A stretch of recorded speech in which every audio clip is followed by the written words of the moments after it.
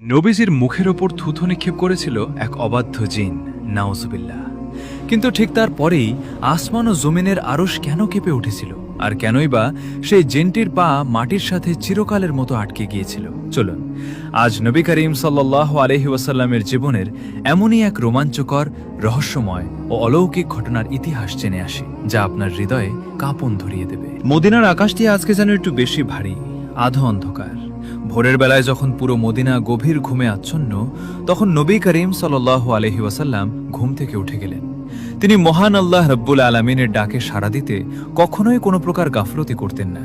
তিনি পরম যত্নে ঘর থেকে বের হয়ে গেলেন অজু করার জন্য। সুচারূপে ও উত্তম রূপে অজু সম্পন্ন করে তিনি দাঁড়িয়ে গেলেন তাহাজ্জুদের জায়নামাজের উপরে, তার সৃষ্টিকর্তার ডাকে সাড়া দিতে। চারপাশে তখন শুনসান নীরবতা, আর নবী করিম সাল্লাল্লাহু আলাইহি ওয়াসাল্লাম কেবল একাই জায়নামাজের উপরে দাঁড়িয়ে আল্লাহর দরবারে কুণ্ঠিত চিত্তে কান্না করছেন তার উম্মতের জন্য। আল্লাহ যেন তার উম্মতকে ক্ষমা করে দেন, তার উম্মত যেন জাহান্নামের কঠিন আগুন থেকে মুক্তি পায়। এরপরে দীর্ঘ সময় ধরে ইবাদতরত অবস্থায় থাকার পরে মসজিদে নববী থেকে হযরত বিলাল রাদিয়াল্লাহু তাআলা আনহুর সুমধুর কণ্ঠে ফজরের আজান ভেসে আসলো। আজান শুনে যখনই তিনি তাহাজ্জুদ নামাজ থেকে ফারেগ হলেন এবং পিছন ফিরে তাকালেন, দেখলেন যে তার প্রিয়তম স্ত্রী হযরত আয়েশা রাদিয়াল্লাহু তাআলা আনহাও তার ঠিক পিছনে দাঁড়িয়ে নামাজ পড়ছিলেন। তাহাকেও তাহাজ্জুদের নামাজ আদায় করতে দেখে নবীজি অত্যন্ত আনন্দিত ও খুশি হয়ে গেলেন এবং মহান আল্লাহ রাব্বুল আলামিনের দরবারে কায়মন বাক্যে দোয়া করলেন, ইয়া রাব্বুল আলামিন, আমার আয়েশাকে আপনি উত্তম প্রতিদান দান করুন। তখন আয়েশা রাদিয়াল্লাহু তাআলা আনহা হঠাৎ করে লক্ষ্য করলেন যে নবী করিম সাল্লাল্লাহু আলাইহি ওয়াসাল্লামের মোবারক পা দুটি ফুলে আছে। তখন তিনি পরম আদরে জিজ্ঞাসা করলেন, ইয়া রাসূলুল্লাহ, আপনার পা তো ফুলে গেছে। মহান আল্লাহ রাব্বুল আলামিন তো আপনার আগের এবং পরের সমস্ত গুনাহ ক্ষমা করে দিয়েছেন, কারণ আপনি হলেন খোদ আল্লাহ রাসূল। তা সত্ত্বেও আপনি এত কষ্ট করে ইবাদত কেন করছেন? হযরত আয়েশা রাদিয়াল্লাহু তাআলা আনহার এই কথা শুনে নবী করিম সাল্লাল্লাহু আলাইহি ওয়াসাল্লাম মৃদু হেসে বললেন, হে আয়েশা, আমি কি আল্লাহর একজন শুকরগুজার বান্দা হব না? তিনি এই বিশাল বিশ্বজাহানকে সৃষ্টি করেছেন এবং আমাকেও সৃষ্টি করেছেন। আমি কি তার কৃতজ্ঞতা জ্ঞাপন করব না? হে আয়েশা, ফজরের আজান দিয়েছে তো বেশিক্ষণ হয়নি, তুমি এক কাজ করো, আবু জাহম আমাকে যে চাদরটি হাদিয়া দিয়েছে সেই চাদরটি আমাকে এনে দাও। মসজিদে সবাই আমার জন্য অপেক্ষা করছেন। অতঃপর নবীজি সেই চাদরটি গায়ে জড়িয়ে চলে গেলেন মসজিদে নববীতে নামাজ পড়ানোর উদ্দেশ্যে। চাদরটি আবু জাহম শাম দেশ থেকে আমদানি করেছিল। তা দেখতে অত্যন্ত সুন্দর ও চমৎকার ছিল এবং তাতে নিখুঁত নকশা করা ছিল। অনেক বর্ণনায় পাওয়া যায় যে চাদরটি লাল রঙের ছিল। হাঁটার সময় নবী করিম সাল্লাল্লাহু আলাইহি ওয়াসাল্লাম কখনো তার পবিত্র দৃষ্টি উঁচু করে হাঁটতেন না। তিনি সর্বদা মধ্যমপন্থায় দৃষ্টি রাখতেন, যেন কারো সাথে ধাক্কাও না খান এবং মাটিতে কিছু থাকার কারণে হোঁচট খেয়েও না পড়ে যান। মসজিদে নববীতে গিয়ে নবী করিম সাল্লাল্লাহু আলাইহি ওয়াসাল্লাম ফজরের নামাজের ইমামতি করলেন এবং খুব স্বাভাবিকভাবেই তিনি একটি লম্বা সূরা তেলাওয়াত করলেন। নবীজির কণ্ঠে ছিল এক অদ্ভুত হৃদয় কাড়া সুর, যাতে জড়িয়েছিল প্রশান্তির স্নিগ্ধতার ছোঁয়া। আল্লাহর কি অপূর্ব কুদরত! তখন তো কোনো মাইক বা আধুনিক সাউন্ড সিস্টেমের ব্যবস্থা ছিল না। তা সত্ত্বেও মুসল্লির সংখ্যা যতই থাকুক না কেন, সামনের মুসল্লিরা পবিত্র কুরআনে করিম বা তাকবীরের আওয়াজ যতটুকু শুনতে পেত, পিছনের মুসল্লিরাও ঠিক ততটুকুই আওয়াজ স্পষ্টভাবে শুনতে পেত। সাউন্ড সিস্টেম ছাড়াই নবীজির তেলাওয়াত পেছনের মুসল্লিদের কাছে একইভাবে পৌঁছানো ছিল। আল্লাহর এক অপার কুদরত, সুবহানাল্লাহ। নামাজ শেষ করার পরে নবী করিম সাল্লাল্লাহু আলাইহি ওয়াসাল্লাম মুসল্লিদের দিকে ফিরে বসলেন এবং এক সাহাবীকে ডেকে বললেন, এই চাদরটি আবু জাহমকে ফিরিয়ে দিয়ে এসো, কারণ এটি নামাজের সময় আমার ধ্যান বিচ্যুত করেছিল। আর যে বস্তু আল্লাহর স্মরণ থেকে মানুষকে বিমুখ করে, আমার তার বিন্দু মাত্র প্রয়োজন নেই। এরপরে আদিয়া মাসনুনা আদায় করা শেষ করে তিনি মুসল্লিদেরকে তার দিকে একটু এগিয়ে বসতে বললেন এবং স্নেহের সুরে বললেন, হে মুসল্লিরা, আজকে আমি তোমাদেরকে হযরত সুলাইমান আলাইহিস সালাতু ওয়াস সালামের একটি অত্যন্ত চমৎকার ঘটনা বলবো, যা পবিত্র কুরআনে কারীমের সূরা সোয়াদের মধ্যে বর্ণিত রয়েছে। সাহাবীরা যখনই নবীজির মুখ থেকে কিছু শোনার অমূল্য সুযোগ পেতেন, তারা আরো গভীর আগ্রহ নিয়ে সামনের দিকে এগিয়ে বসতেন। তারাও সকলেই একটু এগিয়ে বসলেন। তখন নবী করিম সাল্লাল্লাহু আলাইহি ওয়াসাল্লাম গল্পের আকারে বলতে শুরু করলেন, হে সাহাবীরা, শোনো, সুলাইমান আলাইহিস সালাতু ওয়াস সালামকে মহান আল্লাহ রাব্বুল আলামিন শুধু নবুয়তই দান করেননি, তাকে অনেক বড় এক রাজত্ব এবং জ্ঞান পাশাপাশি প্রজ্ঞাও দান করেছিলেন। তার অধীনস্থে বিশাল এক শক্তিশালী সেনাবাহিনীও ছিল, যার মধ্যে মানুষ, জিন এবং পশু পাখি সবাই অত্যন্ত শৃঙ্খলাবদ্ধভাবে অবস্থান করত। আর তার যুদ্ধের জন্য প্রস্তুত ছিল অগণিত শক্তিশালী ঘোড়া, যা যুদ্ধের সময় শত্রুকে খুব সহজেই পরাস্ত করতে পারত। একদিন বিকেলবেলায় সুলাইমান আলাইহিসসালাম তার সেনাবাহিনীর জন্য প্রস্তুত করা অত্যন্ত সুন্দর এবং দ্রুতগামী ঘোড়াগুলো দেখতে চাইলেন। সম্ভবত তিনি তখন কোনো বিশেষ যুদ্ধের প্রস্তুতি নিচ্ছিলেন, তাই খাদেমদেরকে তার আস্তাবল থেকে ঘোড়াগুলো সামনে আনতে বললেন। এগুলো ছিল অত্যন্ত দ্রুতগামী ঘোড়া, যা যুদ্ধের সময় ঝড়ের বেগে দৌড়াত। কিছু কিছু দুর্বল বর্ণনায় এও পাওয়া যায় যে সেই ঘোড়াগুলোর মধ্যে কিছু সংখ্যক ঘোড়ার ডানা বিশিষ্ট ছিল, যা প্রয়োজনবশত সময়ে আকাশে উঠতে পারত। ওইগুলোকে পঙ্খিরাজ ঘোড়াও নামে আখ্যায়িত করা হয়। এরপরে সেই ঘোড়াগুলোকে আনা হলো। সেগুলোর রূপ ছিল অত্যন্ত সৌন্দর্যমণ্ডিত এবং অত্যন্ত দিলকশ ও অসাধারণ আকর্ষণীয়। সুলাইমান আলাইহিসসালাম গভীর মনোযোগের সাথে ঘোড়াগুলোকে পরিদর্শন করতে লাগলেন। ঘোড়াগুলোকে দেখতে দেখতে তিনি এতটাই মগ্ন হয়ে গেলেন যে কখন যে সূর্য অস্তমিত হয়ে গেল তিনি তার টেরও পেলেন না। এভাবেই বেশ খানিকটা সময় অতিবাহিত হওয়ার পরে তিনি হঠাৎ বুঝতে পারলেন যে সেদিনকার আসরের সময়ের ইবাদত তিনি এখনও আদায় করতে পারেননি। তিনি তখন অত্যন্ত মর্মাহত হলেন এবং গভীর দুঃখ প্রকাশ করলেন।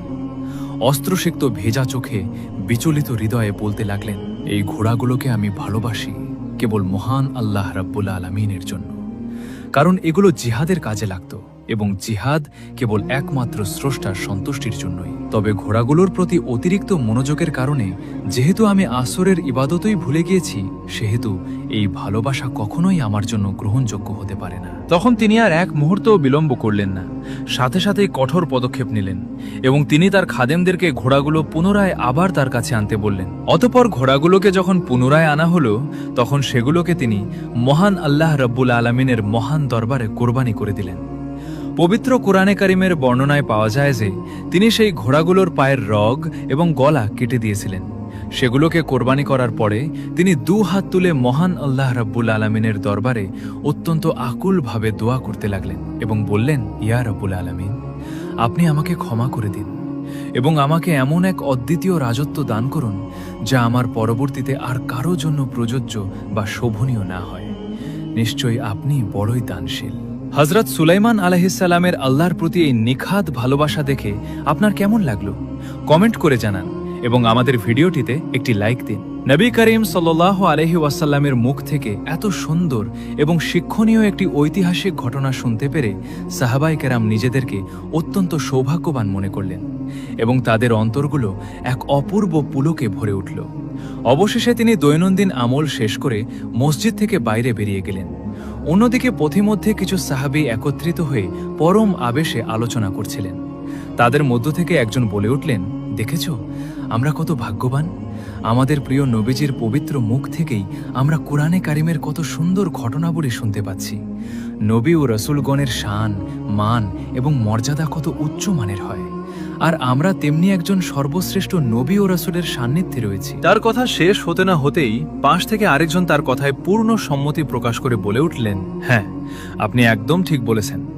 যেমন হযরত ইব্রাহিম আলাইহিসসালামকে মহান আল্লাহ রাব্বুল আলামিন তার খলিল বা বন্ধু হিসেবে গ্রহণ করেছেন, আবার মূসা আলাইহিসসালাম মহান আল্লাহ রাব্বুল আলামিনের সাথে সরাসরি কথা বলেছেন, যার কারণে তাকে কালিমুল্লাহ বলা হয়। আর হযরত ঈসা আলাইহিসসালামকে মহান আল্লাহ রাব্বুল আলামিন কোনো পিতা ছাড়াই অলৌকিকভাবে জন্ম দিয়েছেন, যার কারণে তাকে রূহুল্লাহ উপাধিতে ভূষিত করা হয়েছে। এদিকে তাদের এই পারস্পরিক কথোপকথন চলাকালীন অবস্থাতেই নবী করিম সাল্লাল্লাহু আলাইহি ওয়াসাল্লাম ইতিমধ্যেই সেখানে উপস্থিত হয়ে গিয়েছিলেন। অতঃপর তাদের উদ্দেশ্য করে অত্যন্ত বিনম্র কণ্ঠে বলতে লাগলেন, হে আমার সাহাবীগণ, শোনো, তোমরা যা বলেছ তা একদমই ঠিক আছে। হযরত ইব্রাহিম আলাইহিসসালাম হলেন খলিলুল্লাহ, অর্থাৎ আল্লাহ তাআলার বিশেষ প্রিয় বন্ধু, এবং হযরত মূসা আলাইহিসসালাম হলেন কালিমুল্লাহ, অর্থাৎ আল্লাহ রাব্বুল আলামিন সরাসরি তাঁর সাথে কথা বলেছেন। আর হযরত ঈসা আলাইহিসসালাম হলেন রূহুল্লাহ, অর্থাৎ আল্লাহ তাআলার বিশেষ ফুঁকে দেওয়া রূহ, কোনো পিতা ছাড়াই যা তার জন্য বরাদ্দ করা হয়েছে। কিন্তু তোমরা মনে রেখো, মহান আল্লাহ রাব্বুল আলামিন আমাকে তার হাবিবুল্লাহ হিসেবে গ্রহণ করেছেন। তবে এই অনন্য মর্যাদার ক্ষেত্রেও আমি বিন্দু মাত্র অহংকার করি না। এরপরে সামান্য কিছু হৃদ্যতাপূর্ণ কথোপকথন করে নবী করিম সাল্লাল্লাহু আলাইহি ওয়াসাল্লাম সেখান থেকে অন্য প্রান্তে চলে গেলেন। নবীজি চলে যাওয়ার পরে সাহাবায়ে কেরাম নিজেদের মধ্যে পুনরায় আলোচনা শুরু করলেন এবং একজন বেদুইন, যার আরবি সাহিত্য ও ভাষার ওপর খুব বেশি গভীর ধারণা ছিল না, সে উৎসুক কণ্ঠে বলে উঠল, আচ্ছা, খলিল মানেও তো বন্ধু, আবার হাবিব মানেও তো বন্ধু, তাহলে এই দুটোর মধ্যে আসল পার্থক্যটা কোথায়? তার এই সরল অথচ কৌতূহলী প্রশ্নটি উপস্থিত ব্যক্তিবর্গের মধ্যে এক গভীর কৌতূহল জাগিয়ে তুলল। কিছুক্ষণ পরেই একজন বিজ্ঞ ব্যক্তি মুচকি হেসে বলে উঠলেন, শোনো, বিষয়টি আমি তোমাদেরকে একটি সুন্দর উদাহরণের মাধ্যমেই বুঝিয়ে দিচ্ছি। মনে করো তুমি আমার খলিল বা বন্ধু। এই ক্ষেত্রে আমি তোমাকে যতটুকু ভালোবাসি, হয়তো তুমি আমাকে তার থেকে একটু বেশি ভালোবাসো। কিন্তু যদি তুমি আমার হাবিব হও, তাহলে তুমি আমাকে ঠিক যতটুকু ভালোবাসবে, আমিও ঠিক ততটুকুই তোমাকে ভালোবাসব। সুতরাং যেহেতু নবী করিম সাল্লাল্লাহু আলাইহি ওয়াসাল্লাম হলেন হাবিবুল্লাহ, এক্ষেত্রে মহান আল্লাহ রাব্বুল আলামিন স্বয়ং নিজে নবীজিকে সেই সমপরিমাণ ভালোবাসেন, যে ভালোবাসার তুলনা উভয় জাহানের আর কোনো সৃষ্টির জন্যই বরাদ্দ করা হয়নি। তাছাড়া অন্যান্য নবী ও রসুলগণকে কেবল একটি নির্দিষ্ট জাতি বা নির্দিষ্ট গোষ্ঠীর জন্য পাঠানো হয়েছিল, কিন্তু আমাদের নবী করিম সাল্লাল্লাহু আলাইহি ওয়াসাল্লামকে সমস্ত সৃষ্টিকুলের জন্য রহমত স্বরূপ নবী বানিয়ে পাঠানো হয়েছে। এই ক্ষেত্রে যা আমরা দেখতে পাই এবং যা দেখতে পাই না, যেমন এই অদৃশ্য জিন জাতি, তারাও কিন্তু এই সার্বজনীন নবুয়তের আওতাভুক্ত। হাবিবুল্লাহ ও খলিলুল্লাহর মর্যাদার এই অনন্য গভীরতা সত্যি হৃদয় জুড়িয়ে দেয়। সুবহানাল্লাহ। এরই বেশ কিছুদিন পরের অত্যন্ত চমৎকার একটি ঘটনা। মদিনার চারপাশের আকাশটি ছিল সেদিন দারুণ এক নীরবতা আর স্নিগ্ধতার ছোঁয়াপূর্ণ। রাতের আকাশে তখন চাঁদের মৃদু জ্যোৎস্না চারপাশ আলোকিত করে রেখেছে। ঠিক সেই গভীর রাতে একদল ইসলামী কাফেলা হালকা ও মন্থর কদমে সেদিক দিয়ে হেঁটে যাচ্ছিল। তাদের সেই কাফেলার সাথে ছিলেন সম্মানিত সাহাবী হযরত আব্দুল্লাহ ইবনে মাসউদ রাদিয়াল্লাহু তাআলা আনহু। তারা মূলত সবাই মিলে বিশ্বনবী হযরত মুহাম্মদ সাল্লাল্লাহু আলাইহি ওয়াসাল্লামের সঙ্গে দেখা করার উদ্দেশ্যে যাচ্ছিলেন। বেশ খানিকটা পথ ক্লান্তিকরভাবে হেঁটে চলার পরে তারা একটু বিশ্রামের জন্য একটি নির্দিষ্ট জায়গায় বসে জিরিয়ে নিলেন। তখন সেই সফরসঙ্গীদের মধ্য থেকেই হঠাৎ একজন কৌতূহলী হয়ে বলে উঠল, হে আব্দুল্লাহ ইবনে মাসউদ, আমি তো শুনেছি যে হযরত মুহাম্মদ সাল্লাল্লাহু আলাইহি ওয়াসাল্লাম হলেন বিশ্বনবী, অর্থাৎ সমস্ত সৃষ্টিকুলের জন্যই তিনি রহমত স্বরূপ প্রেরিত হয়েছেন। তাহলে কি এই গাছপালা, পশু পাখি, এমনকি অদৃশ্য জিন জাতির জন্যও তিনি রহমত স্বরূপ তথা তাদেরও নবী? আচ্ছা, এই জিন জাতির মধ্যেও কি সত্যিকারের কোনো মুসলমান বা ইমানদার ব্যক্তি রয়েছে? তখন হযরত আব্দুল্লাহ ইবনে মাসউদ রাদিয়াল্লাহু তাআলা আনহু তার এই প্রশ্নের উত্তরে তৎক্ষণাৎ কিছু বললেন না। তিনি বেশ কিছুক্ষণ সম্পূর্ণ চুপচাপ বসে রইলেন, অতীতের সেই সোনালী স্মৃতিগুলো মনে করার চেষ্টা করলেন। তারপরে অত্যন্ত গাম্ভীর্যের সাথে উত্তর দিতে শুরু করলেন, হে আল্লাহর বান্দা, শোনো, মানুষের সমাজের মধ্যেই যেমন ভালো মন্দ, ইসলাম ধর্মী এবং বিধর্মী রয়েছে, ঠিক তেমনিভাবে এই অদৃশ্য জিন জাতির মাঝেও ইমানদার মুসলিম জিন এবং অবিশ্বাসী কাফের জিন উভয় প্রকারেরই অস্তিত্ব রয়েছে। তাহলে মনোযোগ দিয়ে শোনো একটি ঐতিহাসিক ঘটনার কথা। মদিনায় হিজরত করে আসার পূর্বে নবী করিম সাল্লাল্লাহু আলাইহি ওয়াসাল্লাম যখন মক্কায় অবস্থানরত অবস্থায় কাফেরদের অকথ্য জুলুম নির্যাতন সহ্য করে এক পর্যায়ে তায়েফ সফরে গিয়েছিলেন।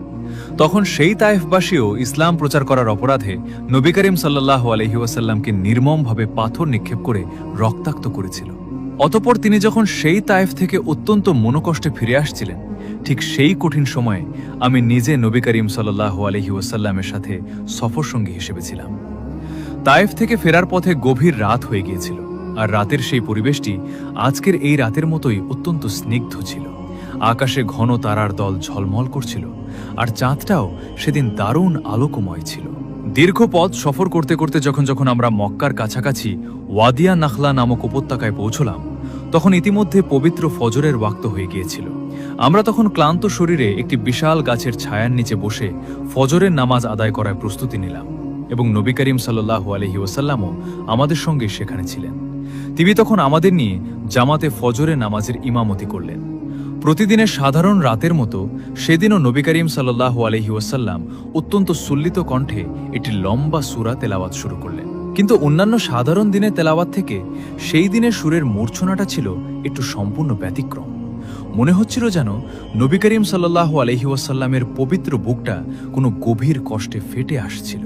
অথচ সেই তেলাওয়াতের সুরটি ছিল ভীষণ মায়াবী, অত্যন্ত আকর্ষণীয় এবং নিখাত দিলকশ।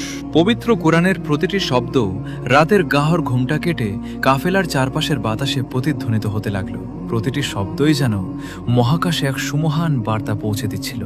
ঘটনাক্রমে ঠিক সেই মুহূর্তেই সেদিক দিয়ে অদৃশ্য কিছু জিন অতিক্রম করছিল।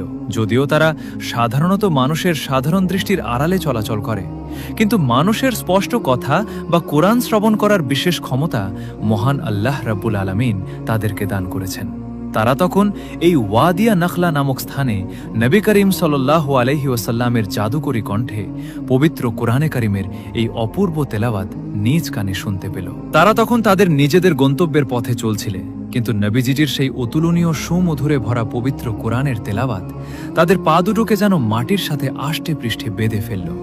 তারা মুহূর্তের মধ্যে স্থির হয়ে দাঁড়িয়ে গেল এবং একে অপরকে ফিসফিস করে বলতে লাগলো, থামো, থেমো, এ পবিত্র শব্দটি একটু মন দিয়ে শোনো। এ তো সাধারণ কোনো কথা নয়, এ যেন আমাদের মন কেড়ে নেওয়া এক অদ্ভুত আকর্ষণীয় ঐশ্বরিক শব্দ। নবী করিম সাল্লাল্লাহু আলাইহি ওয়াসাল্লাম তেলাওয়াতের মাঝে একটু থামা মাত্রই সেই অদৃশ্য জিনদের মধ্য থেকে একজন বলে উঠল, আরে, এটি তো মানুষের সাধারণ কথার আওয়াজ ছাড়া আর কিছু নয়, এতে তেমন কোনো বিশেষ আকর্ষণীয় বিষয় নেই। ঠিক তখনই নবী করিম সাল্লাল্লাহু আলাইহি ওয়াসাল্লাম পুনরায় আবার তেলাওয়াত শুরু করলেন। তিনি এবার তেলাওয়াত করছিলেন মহান আল্লাহর একত্ববাদ, দ্বীনি দাওয়াত এবং পরকালে জাহান্নামের কঠোর সতর্কবাণী।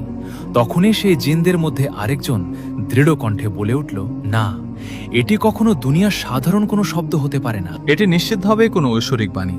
এটি এমন এক অব্যর্থ ডাক যা মানুষকে সঠিক ও সরল পথে পরিচালিত করে। নিশ্চয়ই এই অলৌকিক শব্দগুলো মানুষের পক্ষে রচনা করা সম্পূর্ণ অসম্ভব। তার এই কথায় সম্পূর্ণ একমত পোষণ করে পাশ থেকে আরেকজন জিন বলে উঠল, হ্যাঁ, তুমি একদম সত্যি বলেছে। আমরা এতদিন ধরে দুনিয়ার বুকে কত ধরনের জাদুকরী বিদ্যা শুনেছি, কত জ্যোতিষীর ভবিষ্যৎবাণী শুনেছি এবং বিখ্যাত কবিদের মুখে নানা রূপকথার পংক্তি শুনেছি, কিন্তু এই সুরটি, এই পবিত্র কথাগুলো যেন সবকিছু থেকে সম্পূর্ণ আলাদা এবং ব্যতিক্রমধর্মী। তুমি সত্যি বলেছে, এটি কেমন যেন আসমান থেকে নাজিল হওয়া কোনো খোদাই বাণী বলে মনে হচ্ছে। তাদের কারো কারো অন্তরে তখন গভীর কৌতূহল জেগে উঠল, আবার কারো মন ভয়ে শান্ত ও স্তব্ধ হয়ে গেল, আবার কারো মন পরকালের কঠিন সত্যের কথা শুনে অদ্ভুত এক সন্তুষ্টিতে ভরে উঠল। অতঃপর জামাতের নামাজ সম্পূর্ণ শেষ করে যখন নবী করিম সাল্লাল্লাহু আলাইহি ওয়াসাল্লাম এবং আমরা অল্প কিছু সংখ্যক সাহাবীগণ কিছুক্ষণ বিশ্রামের জন্য এবং আদিয়া মাসনুনা আদায় করার জন্য বসেছিলাম, ঠিক তখনই সেই অদৃশ্য জিনগুলো দল বেঁধে সরাসরি নবী করিম সাল্লাল্লাহু আলাইহি ওয়াসাল্লামের কাছে এসে হাজির হলো। তবে সাধারণ অবস্থায় আমরা আমাদের খালি চোখে তাদেরকে দেখতে পাচ্ছিলাম না। প্রাথমিক পর্যায়ে কেবল নবী করিম সাল্লাল্লাহু আলাইহি ওয়াসাল্লাম নিজেই তাদেরকে নিজ চোখে দেখতে পাচ্ছিলেন। তারা এসে অত্যন্ত বিনীত ও শ্রদ্ধার সুরে নবীজিকে বলতে লাগলো, হে সুদর্শন ও সম্মানিত মহামানব, আমরা হয়তো বাহ্যিক অর্থে আপনাকে পুরোপুরি চিনি না, কিন্তু একটু পূর্বে আপনি তো কোরআনের যে অপূর্ব বিষয়গুলো পাঠ করছিলেন তা আমরা অত্যন্ত মন দিয়ে শ্রবণ করেছি। দয়া করে সেই সত্য দিনের বিষয়ে আমাদেরকে একটু বিস্তারিত বলুন। তখন নবী করিম সাল্লাল্লাহু আলাইহি ওয়াসাল্লাম তাদের অত্যন্ত স্নেহের সাথে উদ্দেশ্য করে বলতে লাগলেন, হে আল্লাহর সৃষ্টি জিন জাতি, তোমরা আমার কথা শোনো। আমি হচ্ছি এই আখিরে জামানার শেষ নবী মুহাম্মদ। আমি সর্বদা মানুষকে একমাত্র আল্লাহর সঠিক পথে দাওয়াত দিয়ে থাকি। আর তোমরা যে সুমধুর আওয়াজটি একটু আগে শুনেছিলে তা ছিল স্বয়ং পবিত্র কোরআনে কারিমেরই তেলাওয়াত, যা মহান আল্লাহ রব্বুল আলামিনের পক্ষ থেকে মানুষের ও সমস্ত সৃষ্টির হেদায়েতের জন্য আমার উপর নাজিল করা হয়েছে। তখনই সেই জিনদের মধ্য থেকে একজন পুলকিত ও আনন্দিত কণ্ঠে বলে উঠল, হে আল্লাহর রাসূল, আমরা ইতিপূর্বে বহু জাদুকরী বিদ্যা, জ্যোতিষশাস্ত্রের বুলি ও কবিদের নানান পংক্তি শুনেছি, কিন্তু আপনার পবিত্র মুখ থেকে পঠিত এই কোরআনের তেলাওয়াত ছিল সম্পূর্ণ ভিন্ন ধরনের এবং বহুগুণ বেশি আকর্ষণীয়। এটি আমাদের অন্তরের গভীর তলদেশ কেড়ে নিয়েছে। তখন নবী করিম সাল্লাল্লাহু আলাইহি ওয়াসাল্লাম তাদেরকে পূর্ণাঙ্গ ইসলামের দাওয়াত দিলেন এবং ঠিক সেই মুহূর্তেই আমরাও আমাদের সাধারণ চোখে সেই জিন জাতিদের দেখতে পাচ্ছিলাম।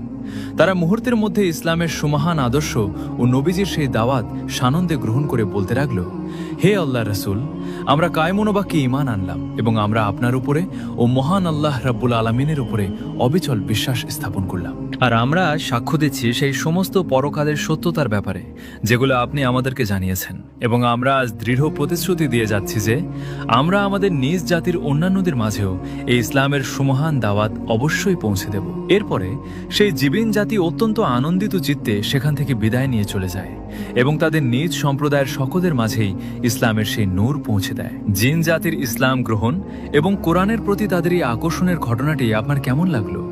ভিডিওটিতে একটা লাইক দিয়ে কমেন্ট করে আমাদের জানান। এই পুরনো ঐতিহাসিক ঘটনার বিবরণ শেষ করে কাফেলারা পুনরায় তাদের গন্তব্যের পথে চলতে শুরু করলো। অন্যদিকে যখন সেই জিন জাতি মক্কায় ও বিভিন্ন স্থানে ইসলামের দাওয়াত প্রচার করছিল, তখন মানুষের সমাজের মতোই কয়েকটি অবাধ্য জিনও ইসলামের প্রকাশ্য বিরোধিতা করল এবং সত্যের সেই সরল পথটি গ্রহণ করতে অস্বীকার করল। বরং তাদের মধ্যে অনেকেই নবী করিম সাল্লাল্লাহু আলাইহি ওয়াসাল্লামের উপরে প্রচণ্ড ক্ষিপ্ত হয়ে উঠল এবং তাদের কেউ কেউ তো সরাসরি নবীজির উপরে আক্রমণও করতে উদ্যত হয়েছিল। কিন্তু মহান আল্লাহ রাব্বুল আলামিনের অশেষ রহমত ও বিশেষ বরকতের কারণে তারা নবীজির বিন্দু মাত্র কোনো ক্ষতি করতে পারেনি। এরই ঠিক বেশ কিছুদিন পরের ঘটনা। মদিনার শান্ত আকাশ জুড়ে স্নিগ্ধতার এক অপূর্ব চাদর বিছিয়ে পড়েছে। রাতের আকাশে তখন চাঁদের মৃদু জ্যোৎস্না চারপাশ আলোকিত করে রেখেছে। এমন এক গভীর রাতে নবী করিম সাল্লাল্লাহু আলাইহি ওয়াসাল্লাম সম্পূর্ণ একা একা মসজিদে নববীর ভেতরে বসে মন প্রাণ সঁপে দিয়ে তাহাজ্জুদ ও ইবাদত বন্দেগীতে মশগুল ছিলেন। মহান আল্লাহ রাব্বুল আলামিনের পবিত্র সান্নিধ্যে তার অন্তরটি তখন গভীর ইবাদতের ধ্যানে পুরোপুরি ডুবেছিল। নামাজ চলমান থাকা এমন এক পবিত্র মুহূর্তে হঠাৎ করে সামনের দিক থেকে এক অদৃশ্য শক্তি সেখানে এসে হাজির হলো। কিন্তু নবী করিম সাল্লাল্লাহু আলাইহি ওয়াসাল্লাম সেদিকে সামান্যতম কোনো ভ্রুক্ষেপও করলেন না। দেখে মনে হচ্ছিল তিনি যেন তার উপস্থিতি বুঝতেই পারেননি। তখন সেই অদৃশ্য শক্তি থেকে ক্ষিপ্ত হয়ে এক তীব্র ঝাপটা বাতাস বয়ে গেল। তবুও নবীজির পবিত্র ধ্যান বিন্দুমাত্র সেদিকে বিচ্যুত হল না। আসলে এটি ছিল একজন দুষ্ট ও অবাধ্য জিন, যে এক কুৎসিত ভূতের রূপ ধারণ করে সরাসরি নবী করিম সাল্লাল্লাহু আলাইহি ওয়াসাল্লামের সামনে এসে অত্যন্ত স্পর্ধার সাথে উপস্থিত হয়েছিল। যখন সে দেখতে পেল যে নবীজির অবিচল ধ্যান ও ইবাদতের গভীরতা কোনোভাবেই তার কোনো কুপ্রভাবে বিঘ্নিত করা যাচ্ছে না, তখন সে চরম দুঃসাহসিকতা দেখিয়ে নবী করিম সাল্লাল্লাহু আলাইহি ওয়াসাল্লামের পবিত্র মুখের ঠিক উপরে থুথু নিক্ষেপ করল। নাউযুবিল্লাহি মিন যালিক। এই জঘন্য কাজটি করার সাথে সাথেই যেন পুরো পৃথিবীর সময় থমকে গেল। সমগ্র আসমান ও জমিনের আরশ যেন ভয়ে কেঁপে উঠল। সাতটি আসমান এই চরম দুঃসাহসে থরথর করে কাঁপতে শুরু করল। তখনই সেই ভূতরূপী কুখ্যাত জিনটি আর এক কদমও নড়তে পারল না। তার সেই পা দুটি সেখানেই মাটির সাথে শক্ত হয়ে আটকে গেল। অবশেষে নবী করিম সাল্লাল্লাহু আলাইহি ওয়াসাল্লাম যখন অত্যন্ত প্রশান্তির সাথে তার নামাজ সম্পূর্ণ শেষ করলেন, তখনই সেই ভূতটি সেখান থেকে ভয়ে দৌড়ে পালাতে চেষ্টা করল এবং নিজেকে অদৃশ্য করে ফেলার প্রাণপণ চেষ্টা চালালো। কিন্তু মহান আল্লাহ রাব্বুল আলামিন তার প্রিয় নবীকে তো এক বিশেষ ও অসাধারণ অলৌকিক ক্ষমতা প্রদান করেছিলেন, যার ফলে তিনি বিন্দুমাত্র দেরি না করে সাথে সাথে সেই অবাধ্য দুষ্ট জিনটিকে শক্ত হাতে চেপে ধরে ফেললেন। তৎক্ষণাৎ নবী করিম সাল্লাল্লাহু আলাইহি ওয়াসাল্লাম তার গলা শক্ত করে চেপে ধরলেন। নবীজির মনে তখন তীব্র ইচ্ছা জেগেছিল যে তাকে টেনে হিঁচড়ে নিয়ে গিয়ে এই মসজিদে নববীর কোনো এক শক্ত স্তম্ভের সাথে বেঁধে রাখবেন, যেন সকালবেলা সমস্ত সাধারণ মুসলমানরা এসে তাকে চরম অপরাধের জন্য দেখতে পায়। কিন্তু ঠিক সেই মুহূর্তেই তার চোখের সামনে হযরত সুলাইমান আলাইহিস সালাতু ওয়াস সালামের সেই ঐতিহাসিক দোয়ার কথা স্পষ্টভাবে ভেসে উঠল, যেখানে তিনি পরম বিনয়ে আল্লাহর দরবারে প্রার্থনা করে বলেছিলেন, ইয়া রাব্বুল আলামিন, আপনি আমাকে ক্ষমা করে দিন এবং আমাকে এমন এক রাজত্ব দান করুন যা আমার পরবর্তীতে আর কাউকে কখনো প্রদান করা হবে না। যে দোয়ার বরকতে মহান আল্লাহ সুলাইমান আলাইহিস সালাতু ওয়াস সালামকে বিশাল এক রাজত্ব দান করার পাশাপাশি এই দুষ্ট জিন জাতিকে কঠোরভাবে বশীকরণের অনন্য ক্ষমতাও দান করেছিলেন। তখন নবী করিম সাল্লাল্লাহু আলাইহি ওয়াসাল্লাম তার গলার টিপ সামান্য শিথিল করে বললেন, আল্লাহর কসম, যদি আমার ভাই সুলাইমান আলাইহিস সালাতু ওয়াস সালাম মহান আল্লাহ রাব্বুল আলামিনের কাছে সেই বিশেষ প্রার্থনাটি না করতেন, তবে আজকে নিজ হাতে তোমাকে আমি এই মসজিদের স্তম্ভের সাথে এমনভাবে বেঁধে রাখতাম যেন ফজরের নামাজ আদায় করতে এসে সমস্ত মদিনার মুসলমানেরা তোমাকে এই অবস্থায় দেখতে পারত এবং দিনের বেলায় মদিনার ছোট ছোট শিশুরাও তোমাকে নিয়ে খেলা করত। এই বলে তীব্র ধিক্কার ও তিরস্কার দিয়ে নবী করিম সাল্লাল্লাহু আলাইহি ওয়াসাল্লাম সেই দুষ্ট শয়তানটিকে তৎক্ষণাৎ সেখান থেকে তাড়িয়ে দিলেন। অতঃপর ফজরের নামাজের সময় যখন মসজিদের ভেতরে সকল সাহাবী ও মুসল্লিরা একে একে উপস্থিত হলেন, তখন নবী করিম সাল্লাল্লাহু আলাইহি ওয়াসাল্লাম অত্যন্ত গুরুত্বের সাথে এই সম্পূর্ণ ঘটনাটি তাদের সকলের কাছে সবিস্তারে খুলে বললেন। এমনকি তিনি এও উল্লেখ করলেন যে, আমি যখন ওই অভিশপ্ত শয়তানের গলা আমার হাতে চেপে ধরেছিলাম, তখন তার সেই অদ্ভুত জিহ্বার বরফ শীতল স্পর্শ আমি আমার নিজ হাতে স্পষ্টভাবে অনুভব করেছিলাম। প্রিয় দর্শক, এই রোমাঞ্চকর ও শিক্ষণীয় ঘটনাগুলো সহিহ হাদিসের প্রামাণিক বর্ণনা মতে মূলত পৃথক পৃথক সময়ে বিভিন্ন প্রেক্ষাপটে ঘটেছিল, কিন্তু দর্শকদের নিকট এর মর্মার্থ আরও সুন্দর ও মাধুর্যপূর্ণভাবে ফুটিয়ে তোলার স্বার্থে পর্যায়ক্রমে একটি চমৎকার গল্পের আকারে আপনাদের সামনে বর্ণনা করা হয়েছে। নবীর ইজ্জত রক্ষায় অলৌকিক ক্ষমতা প্রকাশ এবং সাহিত্য শক্তির অবমূল্যায়ন। আল্লাহর কুদরতের প্রকাশ কত সুমহান! আল্লাহু আকবার।